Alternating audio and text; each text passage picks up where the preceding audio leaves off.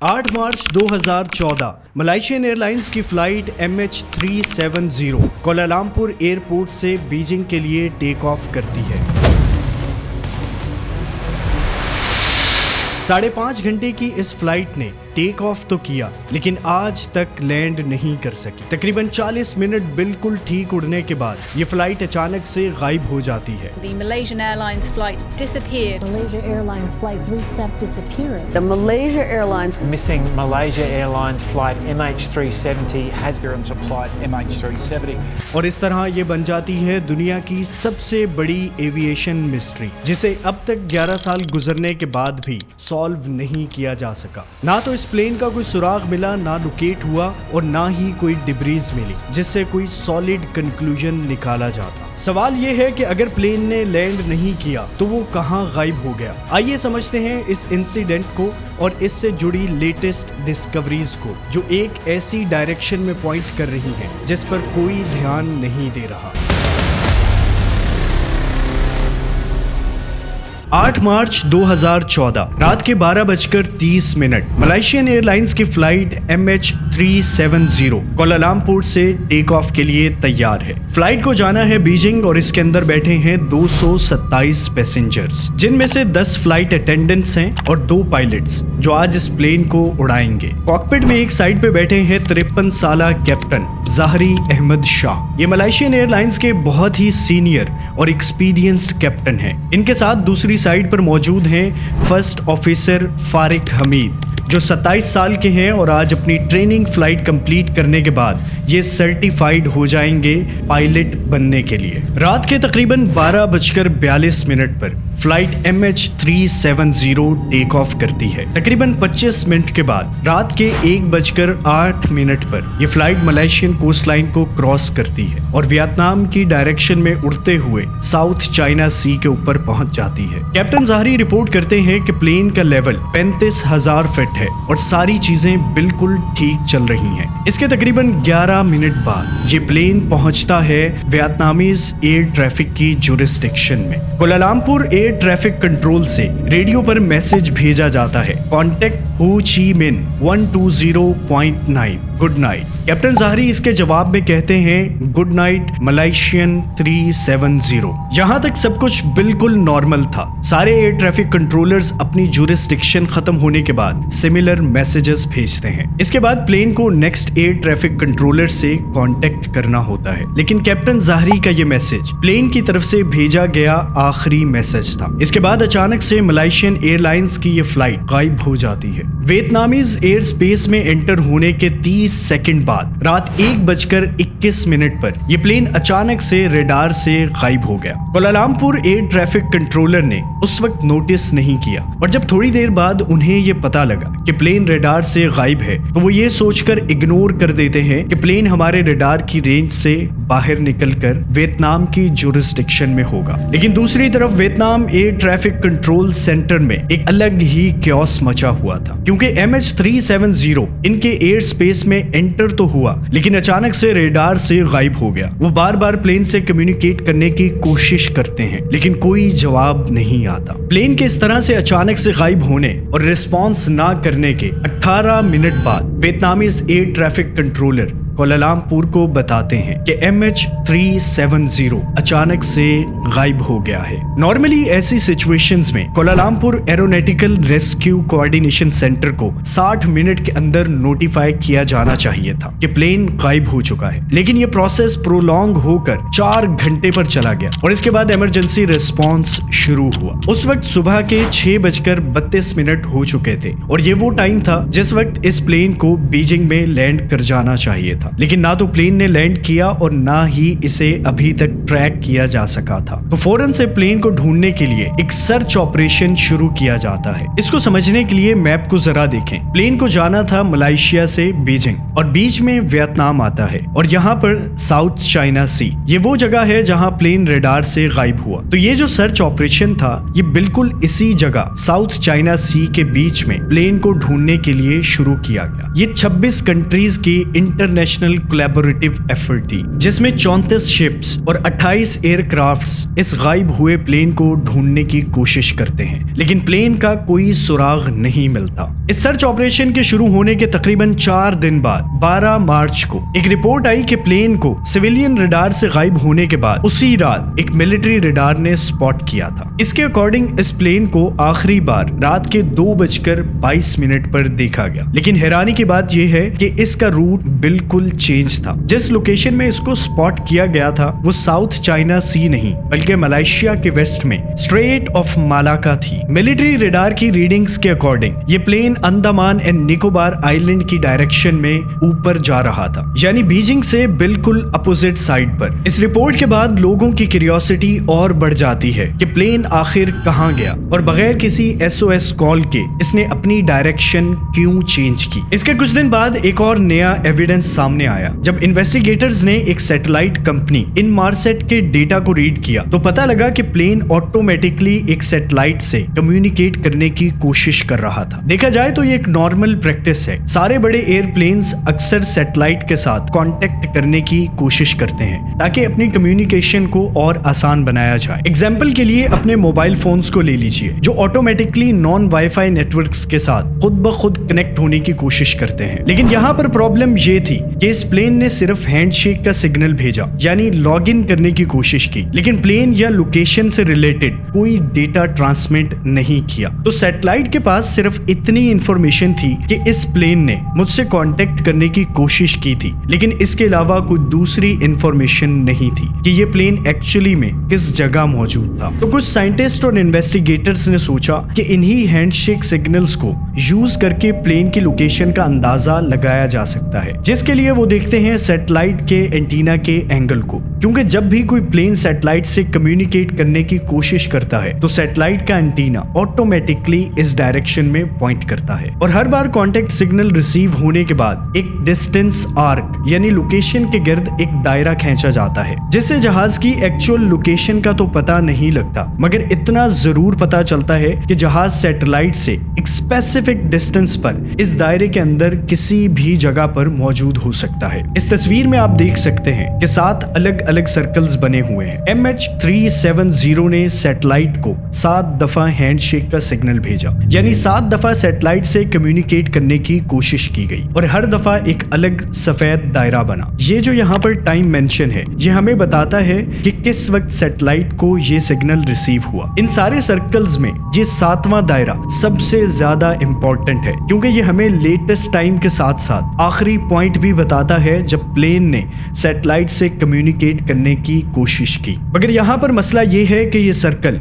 बहुत बड़ा है जो कजाकिस्तान से लेकर चाइना, इंडोनेशिया और ऑस्ट्रेलिया के साइड में मौजूद बहुत बड़े समंदर के टुकड़े को कवर करता है। तो प्लेन इस सर्कल में किसी भी जगह पर मौजूद हो सकता है या शायद इससे भी आगे जा सकता है, क्योंकि ये तो रिकॉर्डेड आखिरी पॉइंट्स हैं उस वक्त के जब प्लेन ने सैटेलाइट से कम्युनिकेट करने की कोशिश की थी। तो इस पूरे एरिया में किसी और एविडेंस या क्लू के बगैर सर्च करना तकरीबन नामुमकिन था। तो इन्वेस्टिगेटर्स ने कुछ और कैलकुलेशंस करना शुरू जिसमें प्लेन की स्पीड और फ्यूल को देखा गया कि प्लेन में कितना फ्यूल बचा था और वो किस स्पीड से उड़ रहा था, ताकि इससे अंदाजा लगाया जा सके कि प्लेन मैक्सिमम कितना दूर जा सकता है। ये सारी कैलकुलेशंस करने के बाद इस सर्कल में एक स्पेसिफिक एरिया ड्रॉ किया गया जो इस तस्वीर में ग्रे कलर से मार्क किया गया है कि प्लेन इस एरिया के अंदर मौजूद हो सकता है। इसको नाम दिया गया द 7th आर्क। ये एरिया ऑस्ट्रेलिया के 2000 किलोमीटर वेस्ट में है जो कि बहुत बड़ा है और ओशन के एक ऐसे हिस्से में मौजूद है जिसका हमें ज्यादा नहीं पता क्योंकि इसे डीपली एक्सप्लोर नहीं किया जा सका। इस मैप में आप देख सकते हैं कि जिस सैटेलाइट का इस्तेमाल करके ये प्रिडिक्ट किया गया कि वो कहां मौजूद था, जो सबसे बाहर ग्रीन कलर का सर्कल है, ये वो रेंज है जहां तक प्लेन ट्रेवल कर सकता था। बचे हुए फ्यूल के हिसाब से प्लेन मैक्सिमम 7 घंटे मजीद उड़ सकता था। और येलो कलर की जो कर्व्ड आर्क आपको नजर आ रही है ये है द 7th आर्क, जहां अज्यूम किया गया कि प्लेन एक्चुअली में यहाँ क्रैश किया है। इस पूरे एरिया में सर्च ऑपरेशन किए गए जिनको ऑरेंज कलर से मार्क किया गया है और इसमें ये रेड कलर की प्रायोरिटी सर्च एरिया है जिस जगह सबसे ज्यादा सर्च ऑपरेशंस कंडक्ट किए गए। अप्रैल 2014 में समंदर की सतह पर किए जाने वाले सर्च ऑपरेशंस को बंद कर दिया गया क्योंकि ये माना गया कि अगर जहाज क्रैश हुआ है तो वो अब तक पानी के अंदर डूब चुका होगा, ना कि इसके ऊपर तैर रहा होगा। तो इस सर्च का कोई फायदा नहीं था, इसलिए पानी के ऊपर सर्च ऑपरेशंस खत्म करके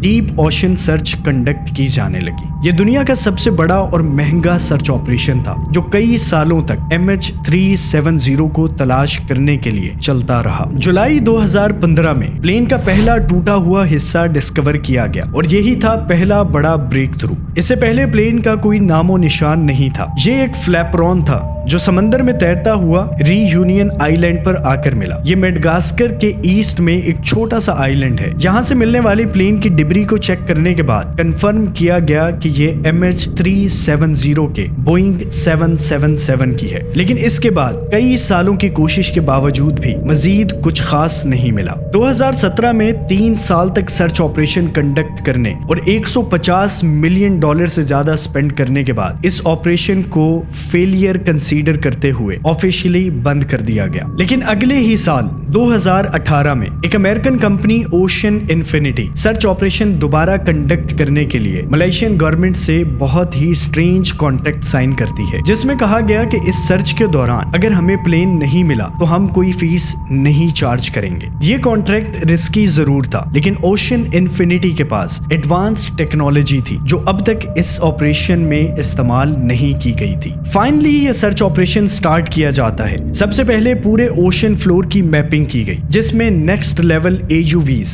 यानी वाटर सर्वेलेंस व्हीकल्स का इस्तेमाल किया गया। ये व्हीकल्स हजारों मीटर गहराई में जाकर real time high resolution mapping कर सकती थी। इस सर्च ऑपरेशन में खास तौर पर टारगेट किया गया था 7th आर्क का वो एरिया जो सैटेलाइट हैंडशेक के मुताबिक प्लेन की आखिरी लोकेशन थी। ओशन फ्लोर की मैपिंग करने से पता लगा कि इस जगह पर समंदर की गहराई में कई पहाड़ियां और अंडर वाटर वॉल्केनोस मौजूद हैं जो इससे पहले सर्च ऑपरेशंस में सामने नहीं आए थे। लेकिन इसके अलावा महीनों तक ढूंढने के बाद भी कोई सॉलिड एविडेंस नहीं मिला, ना तो जहाज ना ही कोई डिब्री। इसके बाद इस ऑपरेशन को बंद कर दिया जाता है। इसके अलावा मलेशियन पुलिस की तरफ से एक और अलग इन्वेस्टिगेशन चल रही थी जिसका पर्पस था कि प्लेन में बैठे हुए जो पैसेंजर्स हैं और क्रू मेंबर्स इनका बैकग्राउंड चेक किया जाए ताकि ये देखा जा सके कि इनकी हिस्ट्री क्या है। कहीं ऐसा तो नहीं कि किसी ने प्लेन को हाईजैक करने की कोशिश की हो। और अभी तक इस इन्वेस्टिगेशन में इस तरफ किसी का ध्यान नहीं गया था। इस इन्वेस्टिगेशन में 2 लोगों को शॉर्टलिस्ट किया गया, पूरिया नूर मोहम्मद मेहरदाद और दिलावर सईद मोहम्मद रजा। ये दोनों ईरानी नेशनल थे और इन पर शक करने की एक खास वजह थी। इनके जब पासपोर्ट चेक किए गए तो पता लगा कि ये दोनों फेक पासपोर्ट्स पर ट्रेवल कर रहे थे। एक के पास इटालियन बंदे का चुराया हुआ पासपोर्ट था और दूसरे ने ऑस्ट्रियन बंदे का पासपोर्ट चुराया था। ये दोनों पासपोर्ट थाईलैंड में चोरी हुए थे, इसलिए इन्वेस्टिगेटर्स को लगा कि शायद इन दोनों ने प्लेन को हाईजैक किया होगा। लेकिन जब इन्वेस्टिगेशन को मजीद आगे बढ़ाया गया तो स्टोलन पासपोर्ट्स के अलावा कोई और ऐसा एविडेंस नहीं मिला जहां से ये साबित हो कि ये दोनों या इनमें से एक हाईजैकर था। ये लोग सिर्फ चुराए गए पासपोर्ट को इस्तेमाल करके यूरोप में सेटल होना चाहते थे। इनकी पहली फ्लाइट मलेशिया से बीजिंग की थी और फिर बीजिंग से इन्हें यूरोप जाना था। इसके अलावा इन्वेस्टिगेटर्स ने बताया कि इनमें से एक की मदर पहले ही हैम्बर्ग जर्मनी में मौजूद थी और इसको भी वहीं जाना था। इसके बाद इस थ्योरी को रिजेक्ट कर दिया गया। इसके अलावा इस इन्वेस्टिगेशन से कुछ और थ्योरीज भी निकलकर सामने आई हैं, जिनसे ये अंदाजा लगाया जा सकता है कि प्लेन के साथ क्या हुआ होगा। सबसे पहले ये सोचा गया कि प्लेन के रडार से गायब होने की क्या वजह हो सकती है। क्या कोई इलेक्ट्रॉनिक फेलियर था या किसी टेक्निकल फॉल्ट की वजह से प्लेन के इक्विपमेंट काम करना बंद कर गए या फिर किसी पैसेंजर ने या पायलट ने खुद से ट्रांसपॉन्डर को स्विच ऑफ कर दिया। इसमें सबसे पहले टारगेट किया गया कैप्टन ज़ाहरी अहमद शाह को और ये कहा गया कि कैप्टन ने जानबूझकर कम्युनिकेशन को डिसेबल किया और प्लेन को ले जाकर समंदर में क्रैश कर दिया। लेकिन सवाल यहाँ पर यह है कि अगर ऐसा था तो इसके पीछे क्या रीजन हो सकती है। कोई ना कोई तो ऐसा एविडेंस होगा जिसकी वजह से ये थ्योरी सामने आई। कुछ लोगों का कहना है कि कैप्टन ज़ाहरी शाह का ज़हनी तवाजुन ठीक नहीं था और वो सुसाइड करना चाहते थे, जबकि कुछ लोग ये कहते हैं कि ये एक हाईजैकिंग थी। लेकिन इस सब के दरमियान ये सारा ब्लेम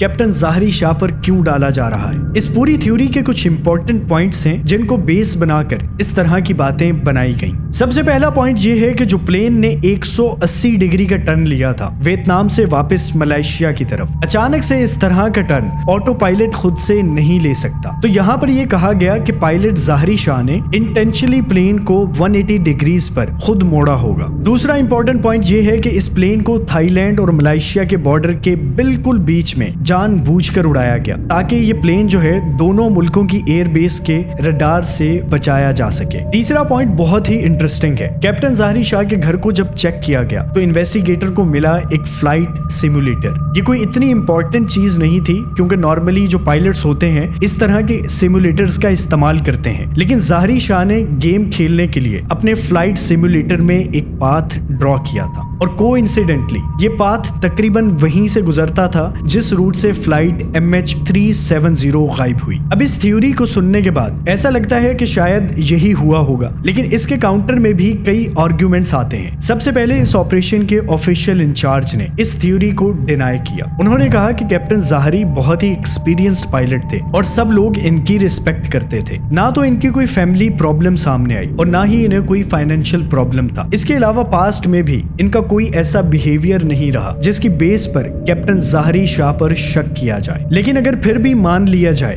कि वो पूरे प्लेन को क्रैश करके सुसाइड करना चाहते थे तो कोई तो साइन इनके बिहेवियर या जिंदगी में कहीं ना कहीं मौजूद होता, मगर ऐसा कुछ भी नहीं देखा गया। इसके अलावा यहाँ पर एक और थ्योरी है जिस पर काफी हद तक यकीन किया जा सकता है। कहा जाता है कि प्लेन में मौजूद पैसेंजर्स और क्रू मेंबर्स इंक्लूडिंग कैप्टन ज़ाहरी शाह और को पायलट फारिक हमीद, ये सब लोग ऑक्सीजन की डेफिशिएंसी की वजह से बेहोश हो गए होंगे और प्लेन में कोई मेल फंक्शन हुआ होगा जिसकी वजह से प्लेन ने अपना रूट तो चेंज किया मगर ऑटो पायलट पर उड़ता रहा और ये तब तक चलता रहा जब तक प्लेन में फ्यूल खत्म नहीं हुआ और फ्यूल खत्म होने के बाद प्लेन समंदर में जाकर क्रैश कर गया। लेकिन सवाल यहाँ पर यह है कि ये ऑक्सीजन की कमी कैसे हो सकती है। इस पर भी डिफरेंट थ्योरीज सामने आई हैं। कुछ लोगों का कहना है कि कॉकपिट में शॉर्ट सर्किट की वजह से इलेक्ट्रिकल इक्विपमेंट्स में आग लग गई होगी जिसकी वजह से ट्रांसपॉन्डर और दूसरे काफी सारे सिस्टम्स ने काम करना छोड़ दिया होगा। मगर दूसरी तरफ ये भी कहा जाता है कि शायद कोई एक्सीडेंट हुआ होगा जिसकी वजह से अचानक से ऑक्सीजन की कमी हो गई, या वाकई ही प्लेन में कोई हाईजैकर्स मौजूद थे और उन्होंने खुद से ऑक्सीजन की डेफिशिएंसी क्रिएट की। इस थ्योरी के सपोर्ट में एक एक्सप्लेनेशन दिया जाता है कि प्लेन जैसे ही वियतनामीज एयर स्पेस के अंदर गया तो पायलट ने उस वक्त नोटिस किया कि शायद प्लेन में कोई खराबी है और इसने फौरन से 180 डिग्रीज का टर्न लिया ताकि प्लेन को सेफली वापस मलेशिया ले जाया जा सके। और जैसे ही प्लेन वापस मलेशिया की तरफ उड़ने लगा तो अचानक से कोई मेल फंक्शन हुआ जिसकी वजह से कई सिस्टम्स काम करना बंद कर गए और इसी वजह से ऑक्सीजन की डेफिशिएंसी हुई और इसके बाद वहां मौजूद पैसेंजर्स और क्रू मेंबर्स सबके सब बेहोश हो गए। और जिस वक्त मिलिट्री रडार ने इस प्लेन को स्पॉट किया था उस वक्त ये प्लेन ऑटो पायलट पर चल रहा था। बाद में इसी तरह से चलते हुए ये नीचे इंडियन ओशन में जाने लगा होगा और ऑस्ट्रेलिया से तकरीबन 2000 किलोमीटर दूर समंदर में कहीं गिरकर क्रैश कर गया। इसके अलावा भी कई और अजीबो गरीब थ्योरीज शुरू में सामने आई थी, जैसे कि कहा गया कि प्लेन को शायद एलियंस ने गायब कर दिया होगा या फिर यूएस मिलिट्री ने गलती से प्लेन को शूट कर दिया होगा और इसको छुपाने के लिए डिफरेंट थ्योरीज सामने लाई जा रही हैं। 2022 में एक रिटायर्ड एरोस्पेस इंजीनियर रिचर्ड गॉफरी ने क्लेम किया कि उनको MH370 की एग्जैक्ट लोकेशन का पता लग गया है। इस सब के लिए उन्होंने रेडियो वेव टेक्नोलॉजी का इस्तेमाल किया और कुछ खास कैलकुलेशंस करने पर वो एग्जैक्ट लोकेशन पर पहुंच चुके हैं। रेडियो वेव टेक्नोलॉजी को समझना थोड़ा मुश्किल है लेकिन ये कोई नई टेक्नोलॉजी नहीं है। बेसिकली रिचर्ड ने प्लेन के पाथ को प्रिडिक्ट करने के लिए रेडियो वेव्स के रिफ्लेक्शन का इस्तेमाल किया है जिसे WSPR weak signal propagation reporter कहा जाता है। ये ऐसी टेक्नोलॉजी है जो रेडियो वेव्स के रिफ्लेक्शंस को कैच करती है। इसमें होता यह है कि रेडियो वेव्स एक जगह से निकलती हैं और एटमॉस्फेयर से रिफ्लेक्ट होकर इनमें से कुछ वीक रेडियो वेव्स दूसरी जगह पहुंच जाती हैं और इस दरमियान अगर कोई इसमें प्लेन गुजर रहा हो तो इसको आसानी से नोटिस किया जा सकता है। इससे आने वाली रीडिंग्स को कैलकुलेट करके रिचर्ड ने MH370 की एग्जैक्ट लोकेशन को आइडेंटिफाई किया जो कि इनकी कैलकुलेशंस के अकॉर्डिंग 7th आर्क के बिल्कुल ऊपर इस पॉइंट पर पानी के अंदर तकरीबन 4 किलोमीटर नीचे मौजूद है। इस जगह को सबसे पहले किए जाने वाले ग्रैंड सर्च सर्च ऑपरेशन में भी चेक किया गया था, लेकिन फिर भी प्रोबेबिलिटी है कि शायद उस वक्त ये मिस हो गया हो। इसके अलावा इन्फिनिटी ने जो दूसरा सर्च ऑपरेशन किया था, इसमें उन्होंने इस पॉइंट को सर्च नहीं किया था, लेकिन दिसंबर 2024 में ओशन इन्फिनिटी ने मलेशियन गवर्नमेंट के साथ सेम कॉन्ट्रैक्ट एक दफा दोबारा किया है, जो कि बेस करता है नो फाइंड नो फी पर। यानी ओशन इन्फिनिटी अगर कोई चीज ढूंढ नहीं पाती तो वो कुछ भी चार्ज नहीं करेंगे। इस सर्च ऑपरेशन में एग्जैक्टली इस एरिया को सर्च करेंगे जो रिचर्ड ने पॉइंट किया है। रिचर्ड ने अपनी कैलकुलेशन की बेस पर 14 नॉटिकल माइल्स के रेडियस को मार्क किया है। सिर्फ इतना ही नहीं, बल्कि इसमें भी एक पिन पॉइंट मेंशन किया है। इनका कहना है कि अगर इस एरिया को सही तरीके से सर्च किया जाए तो बहुत कम टाइम में MH370 को ढूंढा जा सकता है। लेकिन यहाँ पर कुछ लोग रिचर्ड की मेथोडोलॉजी को क्रिटिसाइज करते हैं कि जो तरीका उन्होंने इस्तेमाल किया इस प्लेन की लोकेशन को पता लगाने के लिए वो इनके मुताबिक एक्यूरेट नहीं है। मगर यहाँ पर एक और चीज सामने आती है। इन्वेस्टिगेटर्स ने एक ड्रिफ्ट एनालिसिस कंडक्ट किया था, जिसमें उन्होंने ओशन करंट को देखकर ये अंदाजा लगाया कि अगर प्लेन इस एरिया में क्रैश किया है तो इसके टुकड़े समंदर के साथ बहकर किन जगहों पर जा सकते हैं। इस ड्रिफ्ट एनालिसिस के अकॉर्डिंग जो लोकेशन सामने आई वो रिचर्ड के एनालिसिस के साथ मैच करती हैं। इसके अलावा इन्हीं अलग अलग लोकेशन से प्लेन के अभी तक 41 टुकड़े मिल चुके हैं, जिनमें से काफी सारों को वेरीफाई भी किया जा चुका है कि ये फ्लाइट MH370 के हैं। ओशन इन्फिनिटी के न्यू सर्च ऑपरेशन में ये उम्मीद की जा रही है कि शायद 2025 के आखिर तक इस मिस्ट्री फ्लाइट MH370 को ढूंढा जा सकता है और इस तरह कई सालों से चलती आ रही ये मिस्ट्री सॉल्व हो जाएगी। आपको क्या लगता है, क्या सालों से चलती आ रही ये मिस्ट्री सॉल्व हो पाएगी? नीचे कमेंट्स में जरूर बताइएगा। अगर आपको ये वीडियो इंटरेस्टिंग लगी हो तो ऐसी ही काफी सारी मिस्ट्री वीडियोस की एक पूरी प्लेलिस्ट है जो आप मेरे चैनल पर जाकर देख सकते हैं। चैनल को सब्सक्राइब कीजिए और अपना ख्याल रखिए। अल्लाह हाफिज।